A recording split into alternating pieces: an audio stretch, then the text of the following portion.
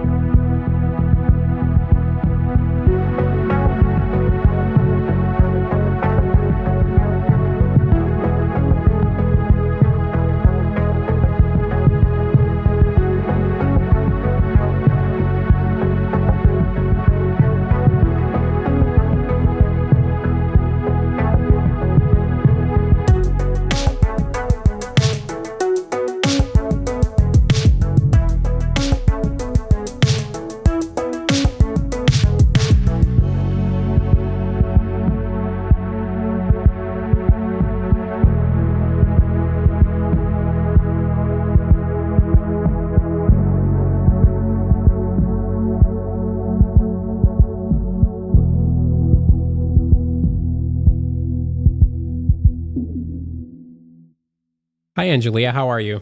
I'm good. I'm good. How are you tonight? I'm doing really well. Thank you. Thank you for making the time for the show. I'm really excited to have you on. Well, I really appreciate you contacting me. I was excited to talk to you tonight. Yeah, absolutely. I understand you're from Tennessee. Whereabouts in Tennessee? I'm in South Nashville area. Okay. How have the events of 2020 impacted your work with MUFON and Parasheer? I know that kind of work usually requires a lot of travel. How have you been adjusting to everything? Oh, you know what? I've been doing this so long. It's Cody, right? Yes. Yeah, I've been doing this so long that I have hundreds of calls a month. So, I've been Skyping with people. We've been out on a couple of field investigations. I work with people and they wanted me to come out and we wore our masks and did what we were supposed to do. But yeah, it's affected us a little bit, but really not that bad. I mean, a lot of people think, oh, when you're doing this, you're having investigations constantly, and that's just not how it works. Yeah. For every 95 cases, or 98% of the time, you're able to explain, what's been sent in. So you're really waiting for that 1 to 2% of cases to, get something good, as we say. Yeah, yeah. Well, like you said, you've been doing this for so long now. And yeah, that takes a lot of dedication. It's not exactly easy to run your own private research group, be a state director for MUFON on top of the other work you do for them. So, how did it all begin for you? What were the big factors that led you to be so passionate about this kind of work? Well, Cody, a lot of us know from the time we're very small, kind of what we're into. I do have a job in the real world. I want to put that out there. I don't do this for money. I'm an old cardiac nurse, and I went back and got an MBA, and I build business systems, Okay. in the real world. But when I was probably, I'll tell you a funny story. When I was probably about 5.5 years old, I went missing, and my mom said, "Oh, Ange, it scared us to death." And they found me a mile or so away from the house sitting up on this hill, and my mother goes, "What are you doing?" And I said, "I'm waiting for my real people to come pick me up." So my mom said, "Ange, we knew you were going to be a different girl." My father was a professor at a local university, so I was educated very young about the immensity of the universe, and he was into the possibility of ET life. So I just was obsessed with that idea really from a very young age. My father had done some research when I was young. He died when I was very young, about 13. And so probably when I was about 18 years old or so, I really started my own deal and really dug my heels into it after that. Okay. Well, in addition to being a STAR team lead, you're also a member of MUFON's Experiencers Research Team. This is a separate group that focuses on the high strangeness aspects around UFOs. And I didn't actually know about this group until I read into your bio. So I was kind of surprised to know that was a thing. How long have you been part of ERT? Well, I've been part of ERT for only a few months now. Okay. I was invited to come onto that team, and I was really honored. I've been really doing high strange work all these years. I mean, that's, part of what I do. But to be brought on, because I'm usually not much of a follower, Cody. I like to do my own thing.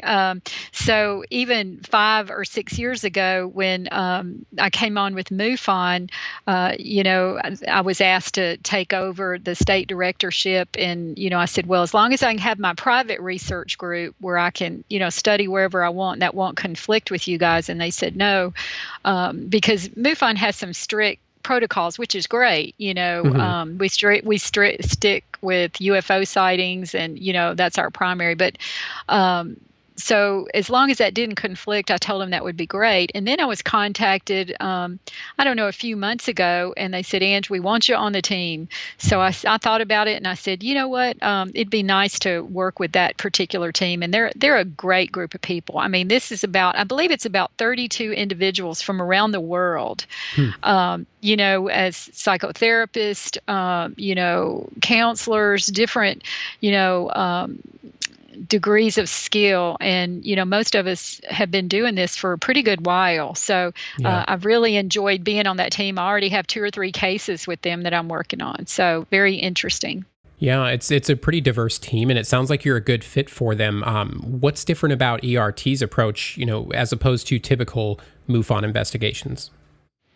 The ERT team, it focuses, as you said, on high strange parameters. And in my definition, some of the other ERT team members may define it just slightly different, but we usually work with individuals that have had ongoing lifetime experiences with the phenomena. They fill out a profile, and if they check so many answers on there, it falls into the parameters of where we feel like, they have these ongoing experiences throughout their life, like missing time, ongoing UFO encounters, even encounters with strange entities and beings.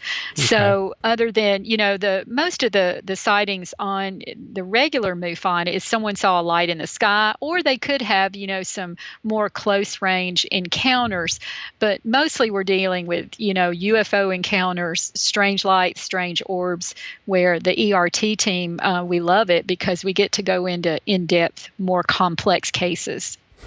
Very interesting. I read a lot of books for the show, and I got to say UFO books are almost always the biggest challenge for me. They're either not very well researched, heavily biased, or just off the charts crazy with speculation, a lot of times all the above.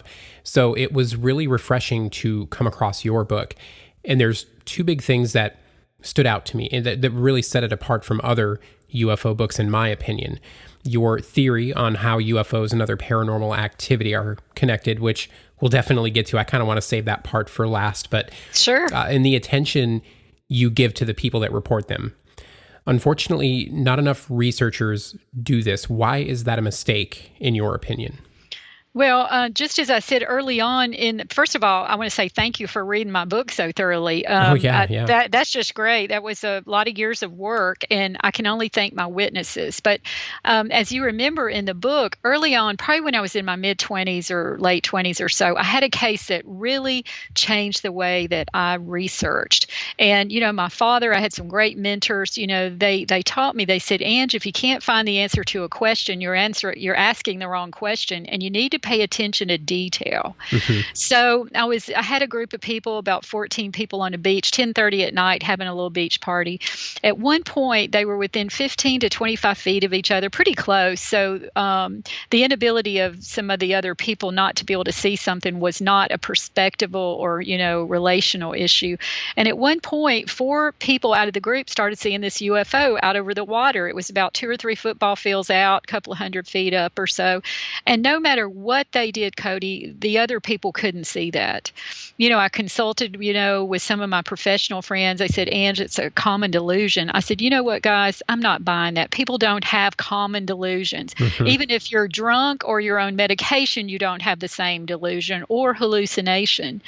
And I was really convinced after I really started bearing down into that those 4 individuals could actually perceive a greater degree of the electromagnetic spectrum for whatever reason, and we can go into that. There's different reasons than those other people. And my research has held for 38, almost 40 years. And it was great to me. I love my witnesses. I have made friends. They're my friends. I have made friends all over the world. The reason my witnesses open up to me is once they meet me, they know they can trust me. This isn't about money. It's God's, He made me UFO girl. It's my passion. And these people are extraordinary. I mean, they're sensitive, intelligent, and many, many times, as my book talks about, these high strange events, these sightings, cause him to go through some pretty radical transformations.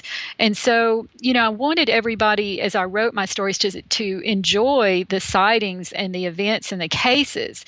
But I wanted to make it very personal and say, this isn't just about my witnesses. It's about all of humanity and what I think human beings are actually really capable of as far as, perception and that kind of thing. Right. Yeah. And you mentioned the Star Watchers case that you looked into. And I know that was a kind of a landmark moment for you. And I think that definitely reinforces the roles consciousness and perception play with UFOs, because there's also a lot of cases where multiple people do see the same object, but they have totally different experiences, or interpretations. One's elated, the other's terrified, or some variation of that. So, yeah, I think that preconceived notions, personalities, life experience, all those things affect those outcomes too. Now, speaking of shared experiences, there is a case in your book that stood out to me quite a bit because there's a lot going on with this one. UFOs, missing time distortion, a history of possible abductions, implants, paranormal activity, a clairvoyant mother, the list goes on. But the main event occurred in Chattanooga in 1969 as a family was headed across town to a basketball tournament. Can you talk a little bit about what your witness, Susie, shared with you? Yeah, I'm glad you picked that case out. Everyone, really is enamored with the strange case of Witness J, which is extraordinary because of the evidence. But yeah, Susie was, we're still friends. We still speak. Matter of fact, I left her a message the other day just checking on her. But that case was very unusual. That witness, as we say, when she was a young girl, she shared that when she would get really upset, that dishes would, fly off. Even her mother would mention to her, you stop that. I know you're doing that.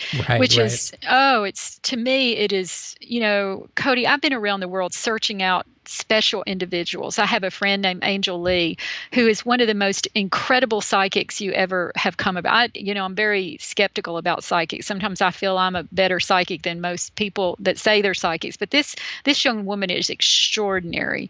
But, I've gone all over the world searching out these individuals. And, the poignant stories they tell of, having to sell themselves out, in the face of being loved. If you don't go along with, your parents and, that repression is pretty bad. And so with this witness, she had to really kind of lock down on her ability. She didn't know she was a young child that she was doing that. But, we all, crave to be loved. And if, our parents, family don't approve of our abilities, however they may seep out, a lot of people shut that down. They pay for it. Meaning, you that's energy, it's abilities, and if you repress it, it goes somewhere. So it's interesting that a lot of my witnesses that have done that, they end up with, quite a bit of health problems going on. But, she said that, she would have these paranormal events that would happen, that she felt like that she was, taken. She named this entity actually Johnny, I think, if my memory, I've interviewed 3,000 people, but I'm pretty sure that's what she had called him. I think you're right. Yeah. And, he would take her out and, I've heard that 1,000 times if I've heard it one time, but, and they would fly, out across the sky. And then on the night in question, they were in the car, her mother, herself, and two other girls. They were driving to the school to a basketball game, and at that point, she's in the front passenger side. She sees a light over through the trees, and at first, all of them thought it was like a big harvest moon, but the object started pacing the car, and they actually got up on the railroad tracks, and the car died, and this object, was right in front of the car, and the mother's screaming. They're trying to get the car, started, and they finally do. And they get off the tracks and they get to the school, and the ball game is over. And they're all completely confused. That happens so many times with my cases of missing time. I actually just had a woman call me tonight. She had something that happened, 20 years ago, and she's just now ready to talk about it. But she had a big swatch of missing time. And so these missing time cases are, they're extraordinarily complex. Many times they're, they give my witnesses a lot of times a lot of trauma. People are, it takes them years sometimes to just get the courage to talk about it, which usually once they do, they feel better if they can talk about it with a safe person and get in with a safe group. But yeah, they the mother even called the airport, the local airport, and, they said, no, it wasn't a full moon. Lady, we don't know what you saw. And what was great about that, to help my witness have some validation, because Cody, I swear 99.9% of my witnesses, when we first talk, the very first thing they say is, I know you're going to think I'm crazy. Yeah. It makes me laugh, and not because it's so poignant. But after I was able to, I'm kind of best friends with a lot of, librarians and archivists, around the Southeast, because I call them and say, listen, is there, any newspaper articles during this time? And oh my God, they're wonderful. Even during the virus epidemic, I've had them send me, they're excited to be part of this research. But we were actually, if you remember in the book, able to find an article during that time. I mean, within a month or so of the time that she reported, of many people witnessing this object. Right. So that really helped her. She goes, oh, it just wasn't me. And I said, honey, it just wasn't you. A lot of people saw this object. So a lot of people endure a lot of stress, a lot of post-traumatic stress, from these events that they encounter. Yeah, definitely. And another thing you mentioned too, it takes a while for a lot of people to come forward with this stuff. And for Susie, it's amazing how long she held on to that, because it wasn't until much later in life where her health started deteriorating a little bit, where she came forward with this stuff. And unfortunately, yeah, that's really common. And I don't think the stigma and the ridicule factor is as prominent today as it was maybe 40, 50 years ago. But I feel like we do still have a ways to go. And I wanted to ask, what are your thoughts on that? Now that we live in a time where genuine evidence can be so easily written off as photo or video editing software, right? What's it going to take to convince people there is something to this? Well, just, Cody, I'm probably much older than you, but I'm thrilled at this day and time. In all the years that I've been doing research, the government has never come forward with anything. You know what I'm saying? Yep. And here recently, they came forward with that Tic Tac video. They had a pilot on Tucker Carlson, a military pilot. Come on, people, came forward and said, hey, we were chasing this. That is unprecedented. I know that probably doesn't seem much to the general public, but to all of us serious boots on the ground researchers, that's huge. Yeah. Now all of us all of us are pretty bullheaded and educated. We had to be throughout all these years to withstand this stuff. But now, we want to laugh and say, we told you so. We get to have our one, we told you so. Because we have people calling us now all the time, wanting to ask us questions. But no, I am extraordinarily thrilled. Now, you would laugh. My honey's a country music singer, and we go out to, he's of course been quarantined, and they're all finally trying to get back on the road. But he makes a joke about me. He said, it doesn't matter where we go. He said, I time her. Within 7 minutes, she has UFOs on the table, and people pull their chair up, to talk about it. So I'm very thrilled. I bet, people are it's the most open I've ever experienced in a time period. People may not have an opinion, let's say they believe for sure, but most educated people that understand the immensity of the universe go, well, I really don't know yes or no, but I do know the immensity of our universe, how big our galaxy is, the unlimited galaxies. So it would be really strange to think we're the only things. So people are really fascinated by that idea. And like I said, I have people, Dale was off this weekend down in the South at a big event, and, he brought it up and he said, oh my God, people were just coming over asking, what, give me her name. I want to talk to her. Or you won't believe the rabbit hole you get down. I had, the case I told you about, the woman from Kentucky. She actually remembered the radio station. So the radio station was still in business. Now, it'd probably been sold, multiple times, but I called the radio station, and, me being an investigator these days, it's hard to get through. So I just punch in extensions, Cody. I just make them up and punch them in there. there. And do you know, this young man answered, and I told him who I was. He was somewhere down in Miami. And he goes, "Oh my God, I can't believe you're calling me. 2 years ago on New Year's Eve, I had a UFO that came over my car and almost scared me to death." Wow. So that's kind of how my life goes. It's more than not, people are extraordinarily open, especially young people. Young people are really into it. Older people are coming along. And then what I'm having a rash of here lately, just as you brought forth, the last year or so, I've had an extraordinary large caseload of people deciding, I'm getting older. This really happened to me. I know I'm not crazy. I've raised my family, worked my whole life, and somebody needs to know that this happened to me. And Yeah. I love talking to those people. They're so responsible. They're grounded. They're not, emotionally exaggerating anything.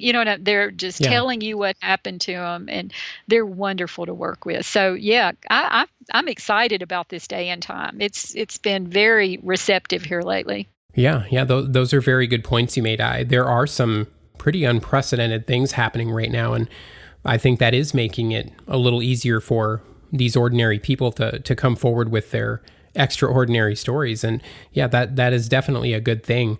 I know we can't touch on every story in your book, and there are a lot of them, but I'd like to shift the focus over to you. You shared some pretty incredible experiences while investigating for Parasheer and MUFON. As long as you've been doing this, I can only imagine what you've come across. But instead of me picking one this time, I'm going to put you on the spot a little bit here. Aside from the Star Watcher case, what's one of the more memorable claims you've personally investigated that's always stood out as either unusual or just really significant for you, whatever the reason? Oh my gosh. I know there's a lot of them. There's so many. I think the most humbling, we'll start there, and it's in the book, but the most humbling experience, I think, and I'm not saying that I'm arrogant, but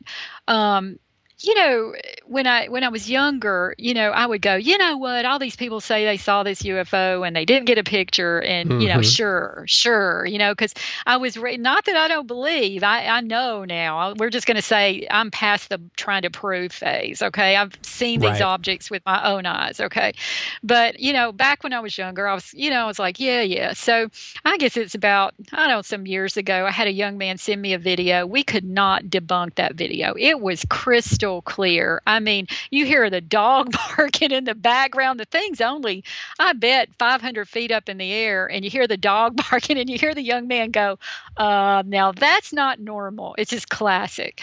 So I put it through everything I had. I had my optics people look at it.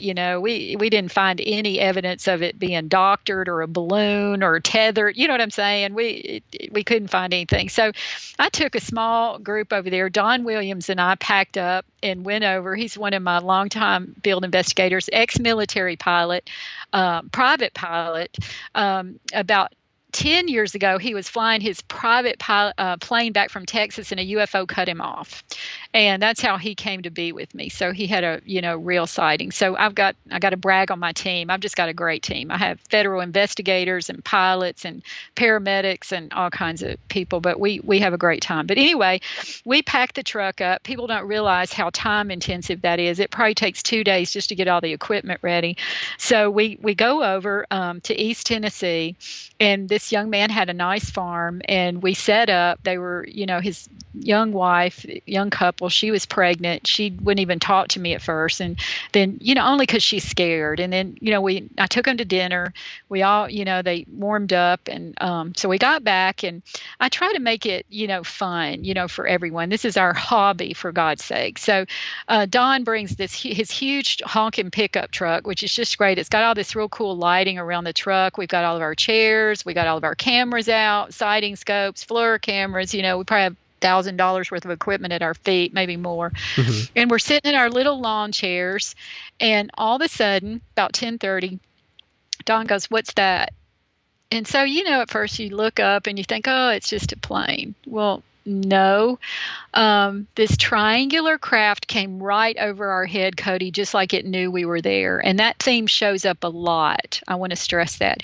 And this craft was probably, if my memory serves me, maybe 4,000 or 5,000 feet. It wasn't, I always judge everything a normal aircraft 35 to 37,000 usually. And this craft was slow. I mean, low. And it came right over our head and stopped. It hovered. So it had to have some kind of anti-grav generators, no noise. It was so low that we could see ambient white light coming out the triangular edges of this craft. And I remember we're standing there with our mouth open. Now, we're supposed to be the professionals, Cody, okay? Yeah. We're standing there, we're staring at this thing. And I remember Don going, he looked at me and he goes, "Are we really seeing this?" I said, "Just keep watching it. Yeah, we're really seeing it." He was trying to strike out loud. He said, "No noise. I don't hear any backwash. We don't hear anything." The beacon under the craft was 2/3 the size of the fuselage, which is unheard of, the red beacon under it. And he was making comments about that. He had his notebook out, for a second, and we were trying to talk about it. And the thing hovered there for a few minutes, and then it just turned and meandered on. It didn't zip off. And do you think one of us took a picture of it? Of course not. Not one of us did. I mean, and this is the honest truth. I'm not exaggerating. For 30 days, Don Williams would call me and go, "Why didn't we get a picture?" It disturbed him so bad. And, to this day, I think it's just because we were so excited and shocked. But in many cases, I'm not so sure about it. It's almost like the witnesses are actually manipulated in some way to either not discuss it or, kind of just put it on the back burner till years later. But I'll have to say that was one of the most dramatic visual events of a classic UFO, at least a triangular one. And I will never forget that. I will never forget standing in that field, with our mouth open, looking up at that thing and it coming right over our head. Yeah. So that was pretty incredible. I've been fortunate over the years to have some pretty, incredible encounters with things, and the honor of working with witnesses that have had some pretty incredible things happen. Well, yeah, it sounds like your sighting was pretty incredible itself. Were there any other, I guess, weird elements like missing time or anything like that, or just the visual? No. Okay. We have our watches and our clocks, and, we're constantly monitoring that. We constantly monitor our health. People don't realize this is dangerous at times. I mean, we're in the middle of nowhere. We made sure that no one was ill, vomited, had skin rashes. A lot of people that see these bright lights, they'll actually get conjunctivitis, will develop within 24, 48 hours of their eyes. And a lot of them have to be admitted to the hospital in the past. So bad. But no, we didn't have anything negative that happened. We had no missing time. It was just a gift. Yeah. That's the way I look at it. A positive gift, that night. So those are the ones you wait for. People don't realize that, these TV shows, I think, sometimes make it look like, oh, something's happening all the time. That's just not how it works. You don't know the nights my team has been out in the freezing cold all night and not one darn thing happened. Or, I'm suiting up to go out with a little paramilitary group in the South at an undisclosed location. And, I'm a girl, and instead of me shopping for, dresses or whatever girls do, I'm finding snake chaps because, people have been bitten by caneback rattlesnakes where we're going. And so, we have to be protected because we're going to be trooping around, in this pasture late. So, yeah, it's pretty interesting and fascinating, and we wait on those rare cases. So. Yeah. Well, sticking with your own experiences here, there's two more that really piqued my interest, and they're a great segue to where we're kind of ultimately headed here.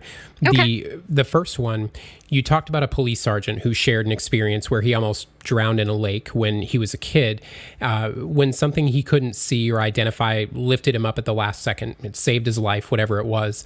And it's at this point in the book where you mentioned that you had a similar experience at about the same age, but you didn't mention what that experience was. Can you tell us about that event?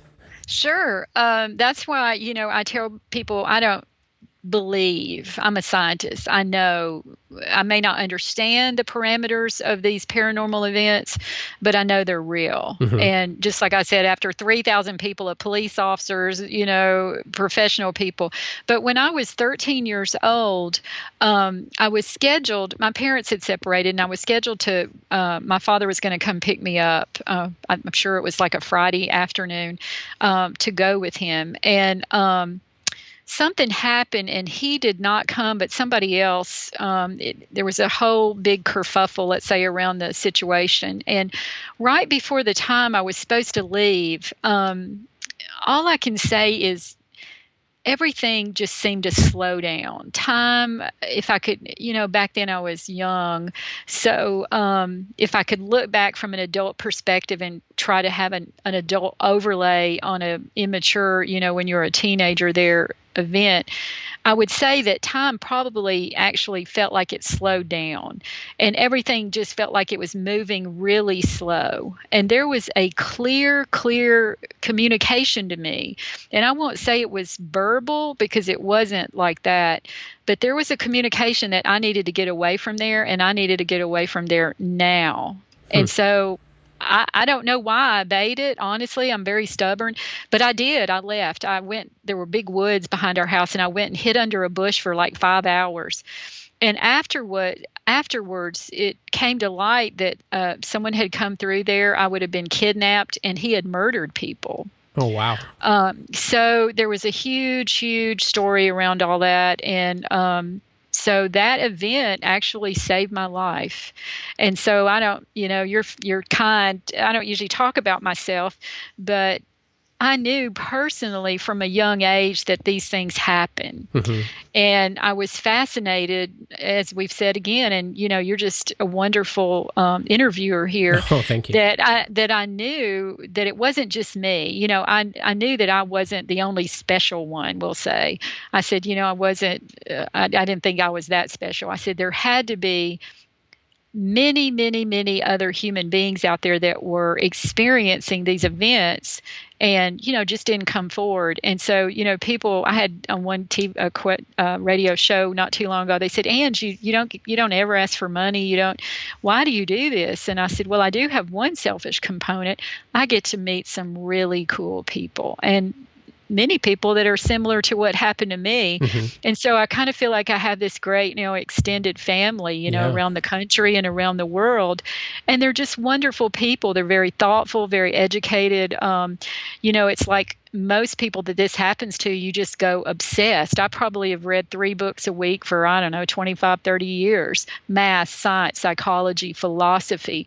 And, people, we're all obsessed to some degree to understand not only what happened to us, but, the implication for not only ourselves, but for other people and humanity too. Mm-hmm. That really reminds me a lot about stories of guardian angels and spirit guides, that kind of thing. It's an amazing story. Thank you for sharing that. You're welcome. The other story I want to talk about took place in a cafe about 6 years ago, if I understand. And I'll set the scene. I'll set the scene for you here. You know which one I'm talking about here. I do. Inspired by a story you came across, quite a number of years ago, you frequently try to project silent telepathic messages in public places, kind of like your own little experiment to see if anybody's listening, so to speak.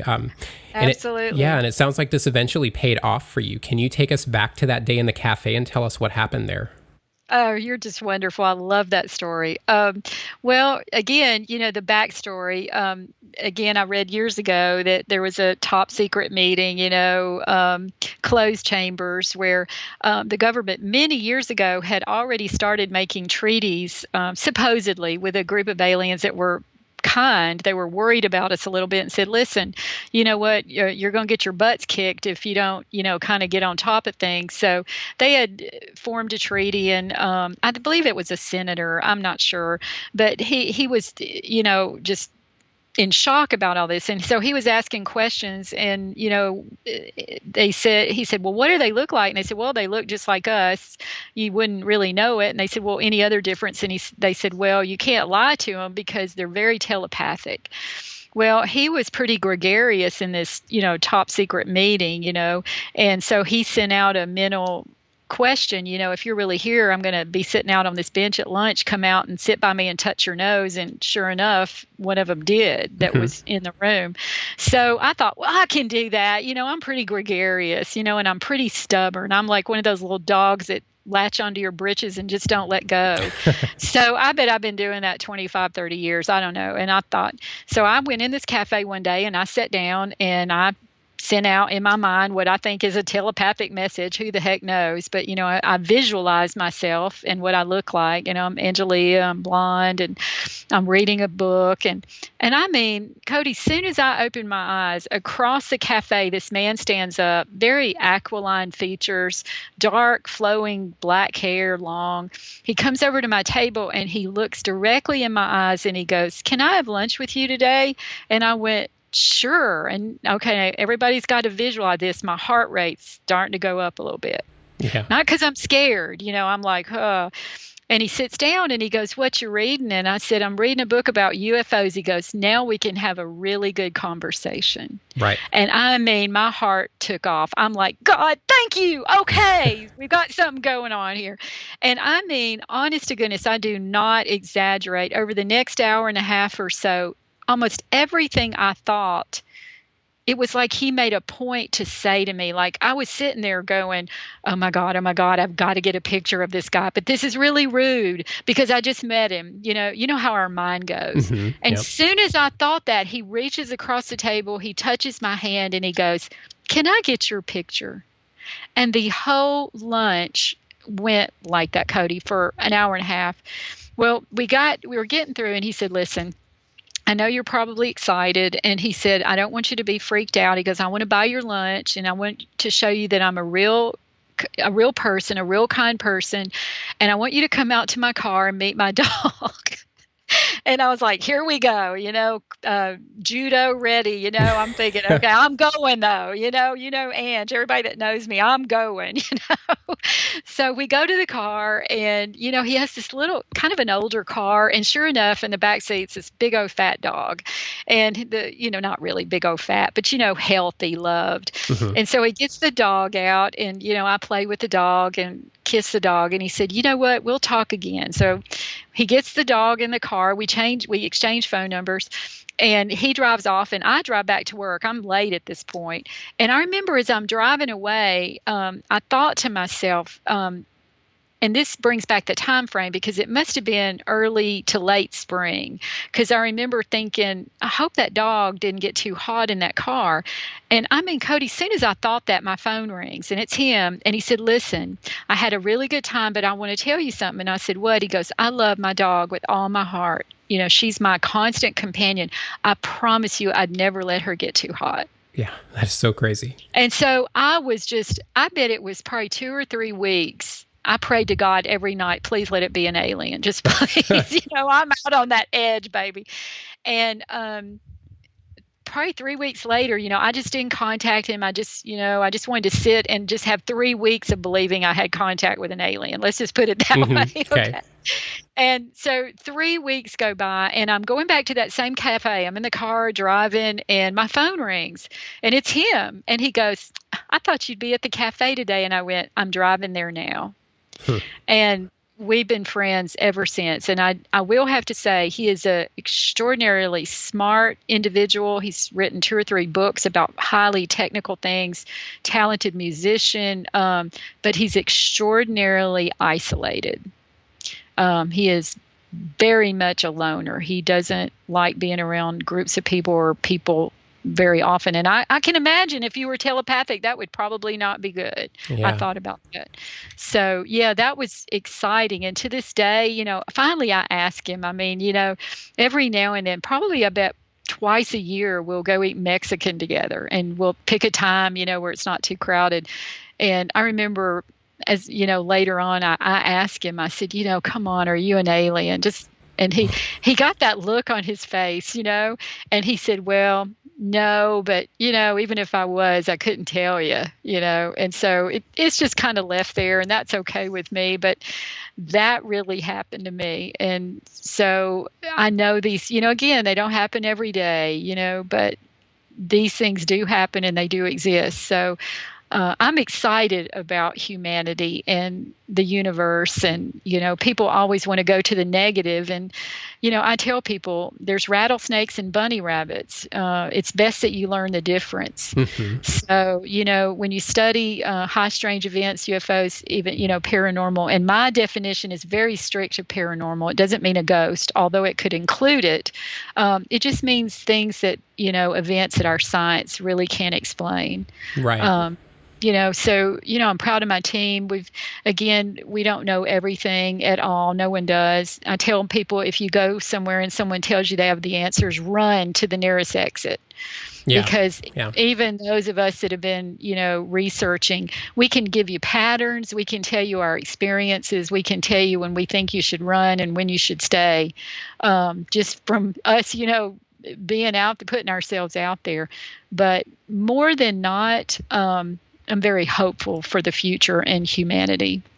I've run across some really positive things. So Yeah, for sure. Well, even if that guy was perfectly human, the fact that he was so in tune with your thoughts is incredible. That is amazing. absolutely. Psi research, it is a thing. Our government, our military has been using remote viewing for a long time. It's strange but true.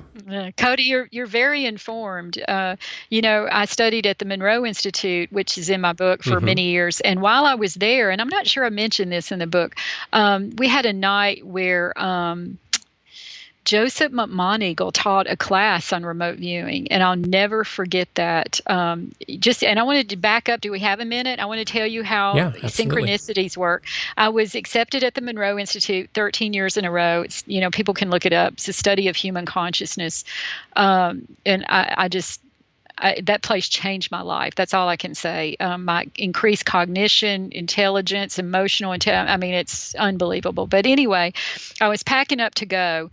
And one of my friends, it's usually about 5 to 7 day program. One of my friends was banging on the door and he goes, "Oh my God, I'm so glad you hadn't left. I was driven to bring you this book." And I won't say what it is yet, but I'd never seen the book, never heard of the author, anything.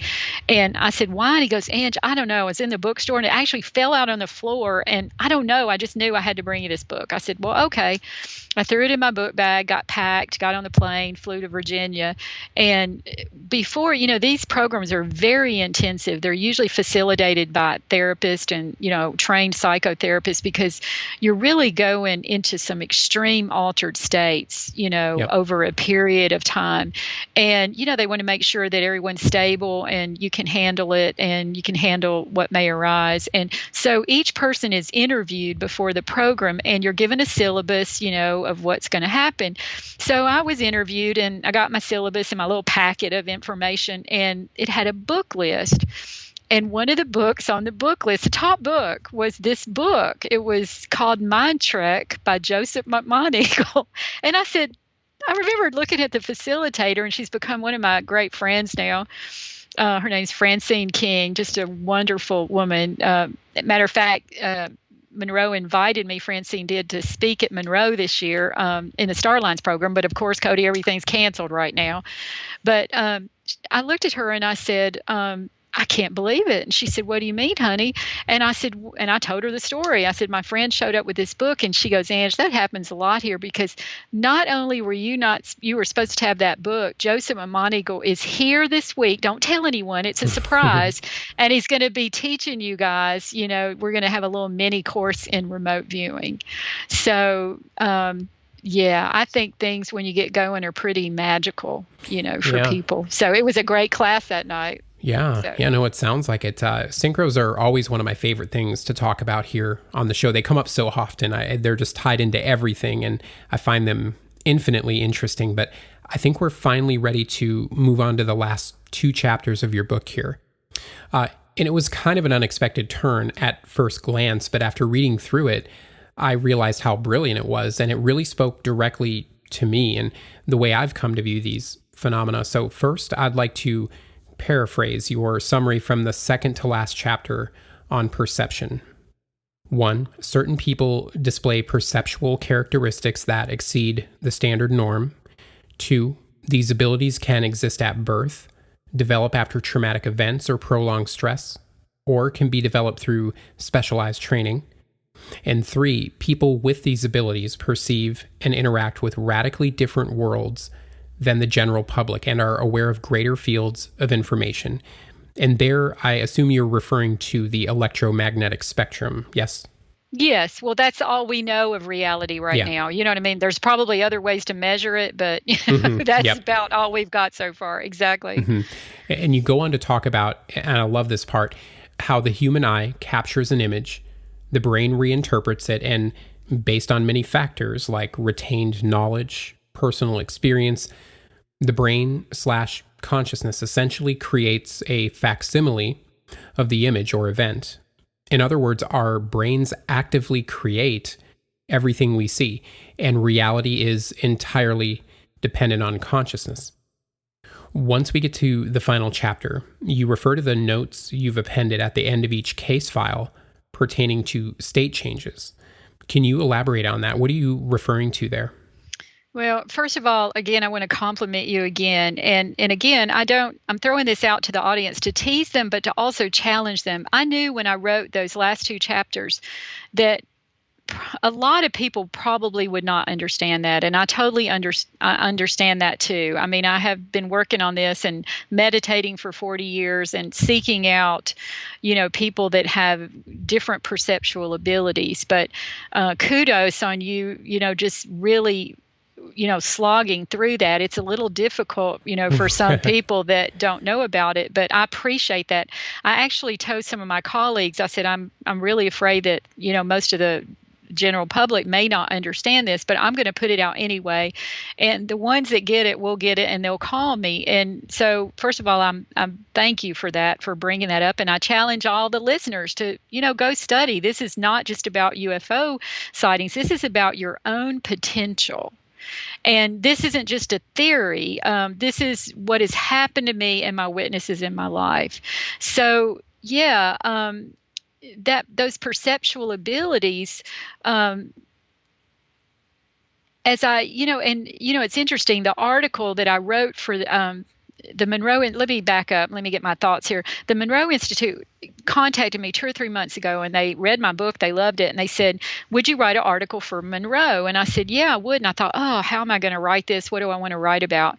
And what really happened, Cody, is, for many years, I had my own spiritual practice, meditated every day for an hour. I worked out. I worked on my emotions.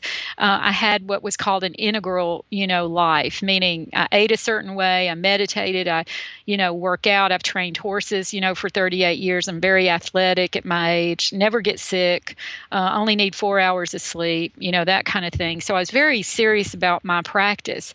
But I'd really kept my work at the Monroe at first and my spiritual practice very separate from my UFO work. Well, when I started going to Monroe, it dawned on me as a scientist that the things that I was experiencing at the Monroe Institute, we were learning state changes. And Cody, we were learning precision. And when I say precision, we would go to focus 10, focus 13, focus 27, focus 38. They're just names. But we were taught to first have training wheels with the technology, go to these some of them seem to be very real places, because 80% of the class would put on the technology, have an exercise, we'd debrief, and we describe the same thing. Come on. Mm-hmm. And then I started it, how, you have these epiphanies like a bull crashing into your head. It dawned on me that all of these state changes that we were experiencing were exactly what my witnesses were experiencing. And I was like, God, you dummy. How did you miss that all this time? And so I really started experimenting with it. And so I started coming up with all the common denominators with my witnesses, driving on long, lonely roads, state change, taking, having a little to drink, state change, trauma. If you're extremely traumatized, you dissociate hard away from the physical body. That's a state change. So, that really came crashing together for me. And when it did, I really took off with my research as far as studying my witnesses. And not just studying my witnesses, I had great compassion for my witnesses. I'm not a therapist, but I was, with many, many, many of them, able to offer help, to get them through this traumatic event. Because what I found is, let's say that, let's just make an analogy. And again, the audience and to you, this is oversimplified, but it's a way to understand and get kind of a visual, grasp. But let's say, humans have the possibility to be aware of channels 1 through 10. Most people are just rocking on 1 through 3. You get natural sensitives and psychics 1 through 5, and anything above 5 or 6 you got to train for, either by meditation or specialized training. Let's say that's a general rule. Well, I found that many people, and again, this isn't a judgment, it's an observation, like I have blonde hair, but that let's say some people, let's say their life was a mess. Let's say they might have a drug problem, alcohol problem, not even that. They just have emotional issues they haven't cleaned up. They're just kind of fragmented. Let's say that negative, that negative, or no, let's just say that attitude that they had sits them squarely on channel 4, okay? Because a frequency is a frequency, 101, 110 on the radio. And I kind of found that, and we're just going to use this as an example, that channel 4 was not a great place to be. Well, guess what? A lot of these people, too, on channel 4 were not having good experiences. Let's say the little gray guy showed up coming in their bedroom on that one, or, even negative spiritual experiences. Well, what I found is if I could help my witnesses empower themselves, if I could get their anger going in a good way, their outrage, if I could get, if they could have a spiritual practice of some kind that they believed in, and that they could clean up their life, clean up their emotions, their psyche, start exercising, eating right, guess what? They moved off channel 4. So they were no longer subject to what was on channel 4 because it couldn't find them anymore, if that makes sense. And that just kept happening over and over and over again. So, my work is not just having cool experiences, although, Cody, that's really fun to see a UFO and entities and things. But the most rewarding part is just, I love my witnesses, and I hate to see people suffer and not understand what's happening to them, especially really intelligent, sensitive people. So, as we work through, my people, so many, not all, some just couldn't deal with it. And when I say they just didn't want to deal with it, nothing happened to them bad. They just didn't want to study, and that's okay. But many that did, that dug in, really worked hard, they came out on the other side, really transformed individuals. I mean, looking into everything, could see things from multiple perspectives, continued on having, some incredible experiences. And, it's interesting because they just kind of integrated more channels. And I want to tease you and the audience, it's not that you can just be aware of channel 1, 2, 3, 4 and change back and forth. When you get complex enough, you're aware of channels 1 through 10 simultaneously, and then you just go on to the next set of channels. So I feel like our world, you can keep growing. You can just keep becoming aware of, greater and greater realities. And I tell my people this is worthy information. I use it in my business every day. I mean, I was working on an algebraic equation the other day in my business, trying to reconcile two systems, and it was pretty difficult. And it came to me on a massage table. I couldn't have done that 10 years ago. I really couldn't have done that. So, these events I'm talking about are not just cool. They talk about the possible ability that humans have, when we push ourselves and we train. And it's really for your own, best interest. You become more talented, you become, healthier, you have more energy. Whatever you enjoy, you just get better at it. Yeah. So I tried to push that in the book. I wanted to at the end and say, hey, this just isn't a cool phenomenon, although it is, but, your humanity smack dab in this because, these UFO sightings, what I call teasing us, I think they're around, again, if we kind of look at, our universe as this multi-frequency. I kind of hate to use frequency because it's gotten a little new agey, but, if, we have a multi-dimensional universe, then we're planted smack dab in this universe, and I think we have the ability to grow across those dimensions to some degree and be aware of them. And I think a lot of these UFOs exist around us all the time. They're just out of our visual spectrums. Yeah. And for some reason at certain times they come into our visual spectrum, either from something we do or something they do. Right. So, yeah, it's a really, really compelling theory, one that could explain a lot. And I understand your apprehension about mentioning the Monroe Institute here. But, yeah, you're right. In most UFO books, that name might seem a little out of place, but it made perfect sense in yours.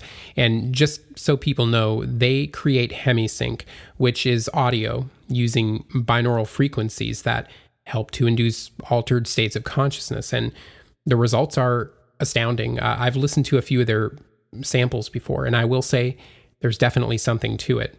On that note, I love how you compare the human brain to a radio, picking up a frequency or a channel. I make that comparison myself all the time.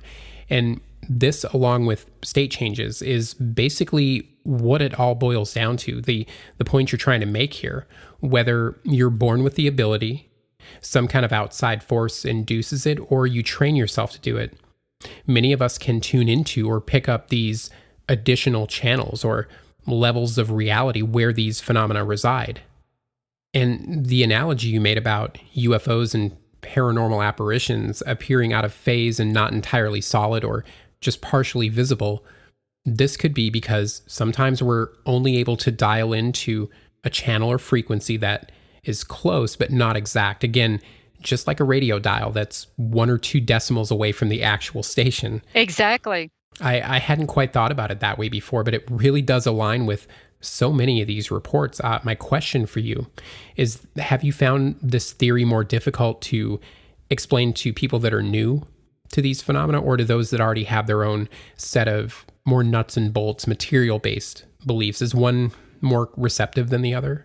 Probably. I think I understand your question. But, again, I'm kind of with it, playing in a certain pool of water, meaning most of the people that I work with long term are sensitive, so they know this is real. You know what I mean? And you know what we're working on? We're working on our own skill sets. Once we get to be friends, we all challenge each other. I have people that are clairvoyant, clairsentient. What I guess you would call me probably a physical empath.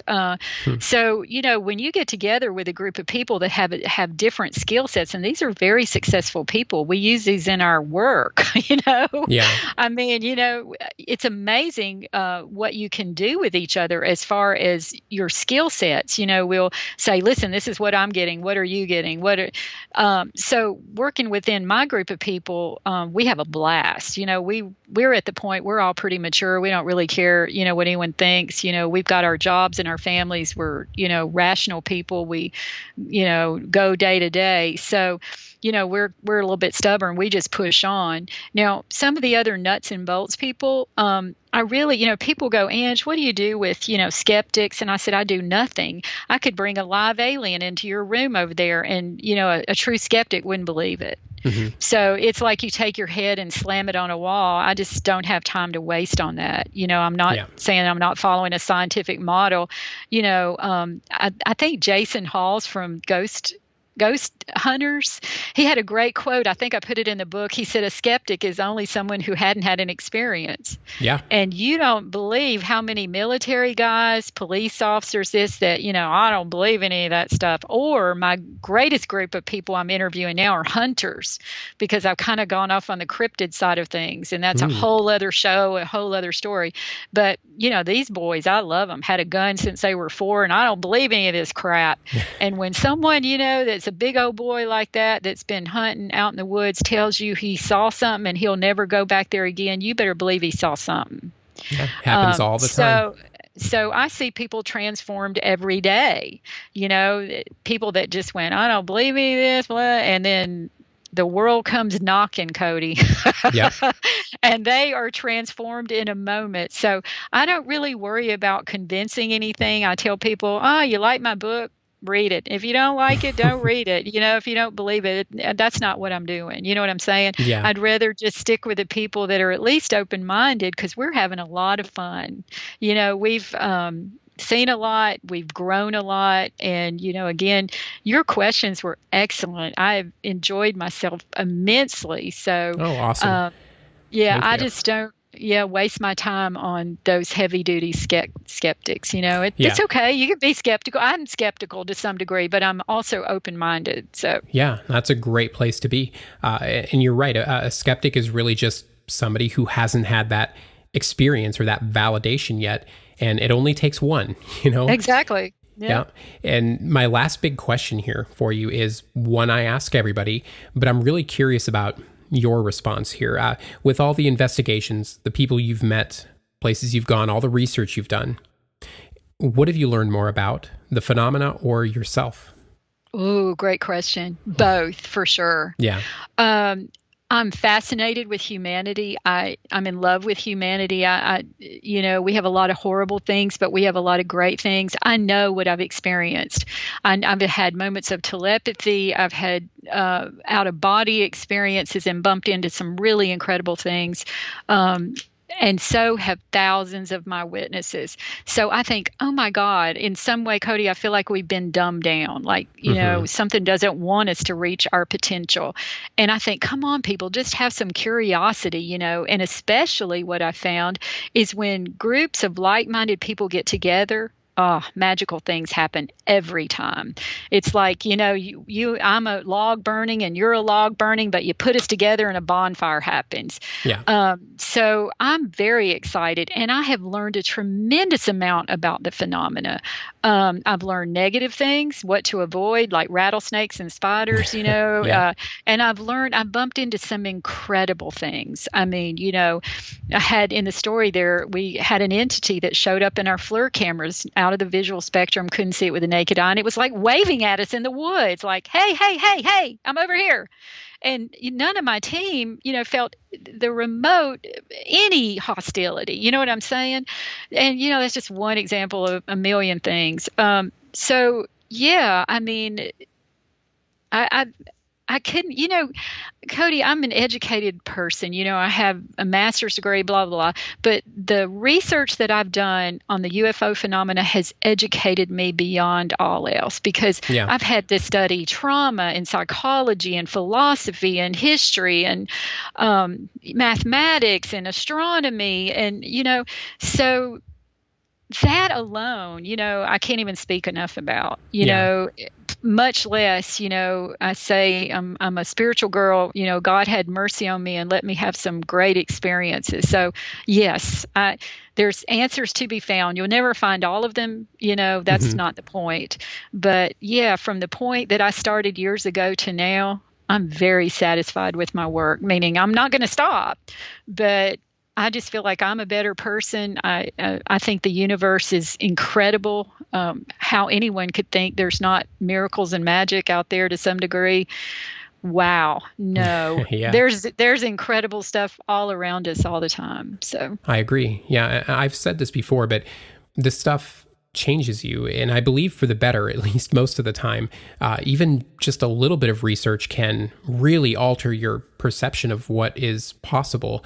And if you have an open mind, that can be a pretty awesome transformation. But also in this book, I meant to ask you, you hinted at the possibility of a new book. Is that something we can expect from you anytime soon? Well, it won't be soon, but maybe in a year or so. But I think the next book I am going to write on, I think I might call it Perception 101. I'd like to go into the dynamics and the precision and the details of how this affects the human psyche, but make it fun. I don't know.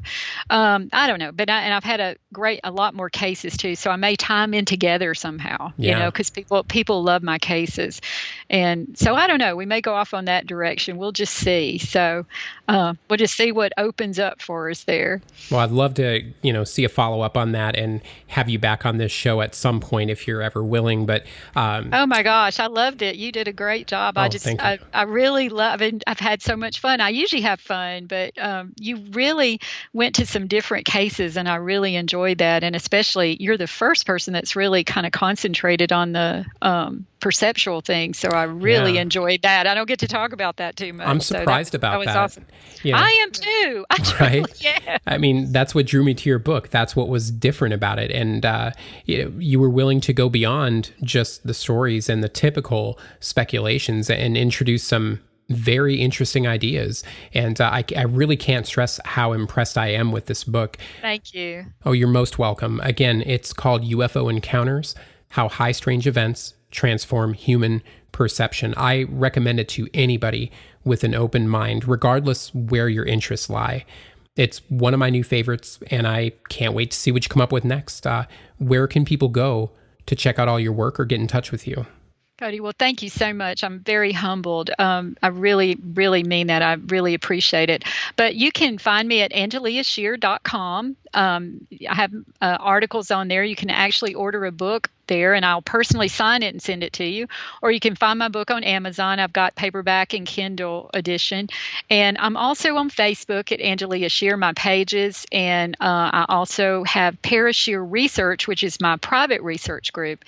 And, I stress to your audience, please, the reason I've done this, if you've had a sighting, you've had a case, you felt alone, I want to stress that, I don't want to minimize the trauma that people go through. So, I don't want anyone to ever feel alone about it. So if you've ever had a case or you've had, a sighting, and, feel free to drop me an email, and, we'll set up a time to talk. And Cody, again, thank you so much for inviting me. And I would love to come back on your show sometime. You just let me know. So. You got it. No, this was great. And thank you so much for taking the time to talk to us today.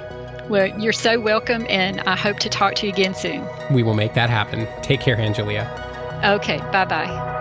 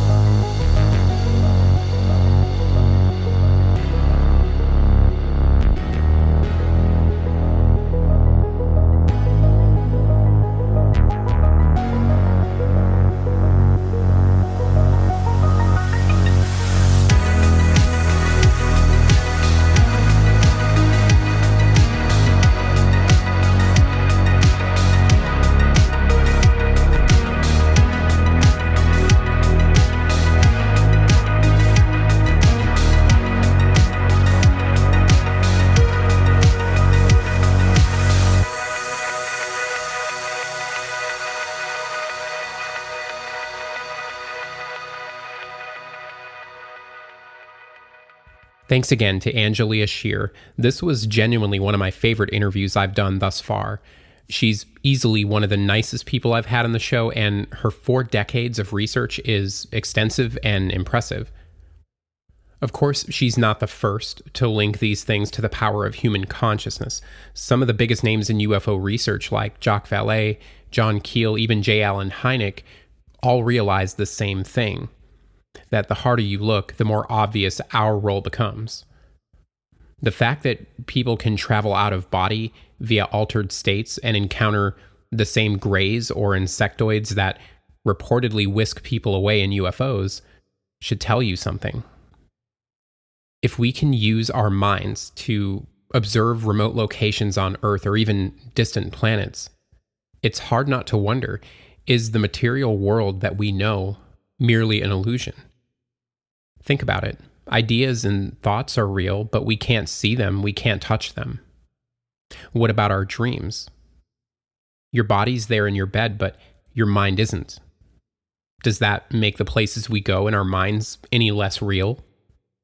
I'm inclined to say no. Experiences are real whether they're physical or psychological. The brain doesn't draw a line in the sand between them and determine that one's real, the other isn't. As much as UFOs are a psychological phenomenon, they also leave landing marks, and they show up on radar. Ghosts aren't bound by physical laws either, but that doesn't stop them from affecting or moving physical objects. It's like they have 1 foot in and 1 foot out. They exist in the space between. Angelia's book doesn't necessarily suggest that UFOs and the paranormal are directly connected. The fact that we can observe and interact with them is the connection. It tells us that not only is the universe multidimensional in nature, we can traverse these different levels of reality. And furthermore, beings from these other dimensions can enter our space. Though that theory could explain a lot, it doesn't explain everything. What are we to make of abduction stories where alleged aliens show people what distant planet or star system they're from? With a powerful enough telescope, theoretically, we should be able to see that place, right? So if we can observe it, that means their origin is in our dimension of reality. You see the problem here? Are they just telling us what they think we want to hear? Is there an agenda they'd rather not tell us about? If they're really extra-dimensional, spaceships would seem a little unnecessary. Why not just project yourself like a Jedi? What's with the big spectacle? Why not tell people where they're really from? Paranormal type beings seem to align better with this theory. However, maybe that's just because they exist in a lower dimension than others. If UFOs and their occupants are of a higher, more complex reality, it would be that much harder for us to theorize what natural laws govern them. Either way, it's a fascinating book, and this was a great interview. Because I don't know about you guys, but I'm over Roswell and Kenneth Arnold, okay? Yes, they're landmark cases, but everything that can be said about them has been said. There's no point in treading the same ground over and over again. It's important to be aware that these things happen, but they don't help us answer any questions. People see weird shit all the time. That's a fact. But if we really want to understand how or why, if we want to move beyond the raw data, we need to pay more attention to how these things affect us and to what people like Angelia are saying. I strongly encourage you to go check out her book. Again, it's called UFO Encounters: How High Strange Events Transform Human Perception. Her website is angeliasheer.com, and if you've ever experienced or seen anything like what we've talked about here today, I can't think of a better person to turn to and confide in. And before we wrap it up here, I have a quick announcement that I'm pretty excited about. It is official. The Aether has a website. It's one of those things I've been meaning to get around to for a long time now, and it's finally a reality. So please make sure and visit theaether.org, spelled just like the show. You can stream and download all the episodes, listen to the show music, learn more about our guests, and easily get in touch with me if you have any questions, comments, or a story to share. You can follow and like our Facebook page directly on the site. All the links are there, including Apple, Instagram, Spotify, YouTube, Google Play. And with that, the show also has a new email address. That is info@theaether.org. There's a contact form on the site, of course, but you're more than welcome to email the show directly anytime. Again, the site is theaether.org, and the new email is info@theaether.org. Make sure and drop by when you get a chance. It looks great. Obviously, it's still new, so I'll definitely be adding some new elements to it as we go forward, but it's a good start, and it's long overdue. It would mean a lot if you could go check that out and tell a few friends about it. Please don't forget to subscribe, rate, and review the show on Apple Podcasts, and follow us on Spotify if you haven't yet. We'd also love to see you on Facebook and Instagram. That is it for Season 3, Episode 6. I want to thank you guys once again for joining me. We'll see you next time in the Aether.